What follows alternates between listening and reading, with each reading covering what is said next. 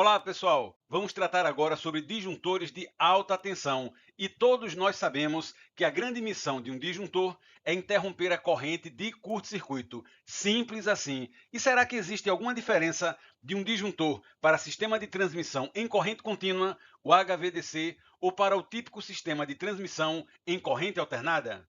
Precisamos entender que em corrente alternada, essa corrente de curto-circuito, ela corta ao zero, porque temos um sinal alternado senoidal. Observe aí a corrente elétrica em regime. Havendo uma situação de curto-circuito, temos uma fase assimétrica da corrente de curto com decaimento exponencial, seguida de uma fase simétrica. E esse grau de assimetria depende da relação X sobre R, da reatância pela resistência elétrica no ponto de falta. Ou seja, pode haver um atraso no cruzamento do zero, mas sempre haverá cruzamento do zero. Essa é a grande vantagem da corrente alternada. Facilita todo o processo da interrupção da corrente elétrica. Observe agora o polo de um disjuntor. Ocorrendo um curto-circuito, teremos a abertura dos contatos. Surge então um arco elétrico. E na sequência temos algum método de extinção de arco elétrico, seja através de óleo ou através de gás, mas esse arco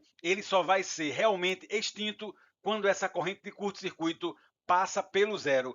E em níveis de tensão de 500 kV, esse tempo de interrupção da corrente elétrica não pode ultrapassar 100 milissegundos, segundo o ONS, o Operador Nacional do Sistema Elétrico. Já nos sistemas HVDC, da transmissão em corrente contínua, essa corrente de curto-circuito ela não corta ao zero. Então não contamos com aquela vantagem da redução da energia do arco elétrico na passagem pelo zero, que facilmente ele é extinto. Observe então nesse gráfico a nossa corrente do HVDC em regime. Ocorrendo um curto-circuito, essa corrente elétrica cresce limitada apenas pela resistência elétrica. E esse gráfico ele é exponencial dependendo da resistência e da indutância do HVDC. Temos então que cortar a corrente de curto-circuito muito cedo para que ela não atinja e não se mantenha nesse valor de pico. Então, o disjuntor do HVDC ele é ultra rápido e tem disjuntores que interrompem a corrente elétrica em até 2 milissegundos. Isso significa ser mais rápido do que um piscar de olhos. Vamos ver agora um diagrama de um disjuntor HVDC híbrido, que é um disjuntor de alta tecnologia. Teremos uma parte eletromecânica e outra parte da eletrônica de potência. Temos três caminhos. O caminho principal, que passa por uma chave eletromecânica, na verdade, um disjuntor. Um segundo caminho, que é o caminho de comutação, passa pela eletrônica de potência dos IGBTs. E um terceiro caminho, que é um caminho de absorção, onde haverá dissipação de energia.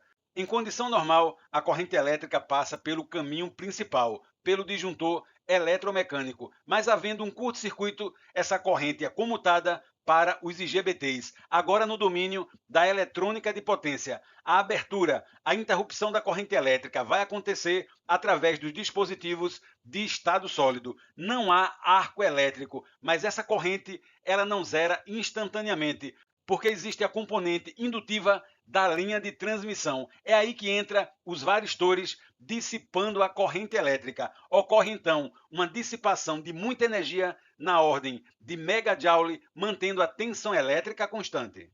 E agora tudo vai ficar mais fácil. Observe nesse esquemático o módulo eletromecânico e o módulo bypass da eletrônica de potência. Em condição normal, essa corrente elétrica passa pelo disjuntor eletromecânico e segue o seu caminho. No entanto, em uma situação de curto-circuito, haverá uma comutação e a corrente elétrica vai passar pelos IGBTs e na sequência ocorre a abertura do disjuntor eletromecânico, de tal modo que agora os IGBTs vão atuar interrompendo a corrente elétrica e haverá dissipação de energia nos varistores.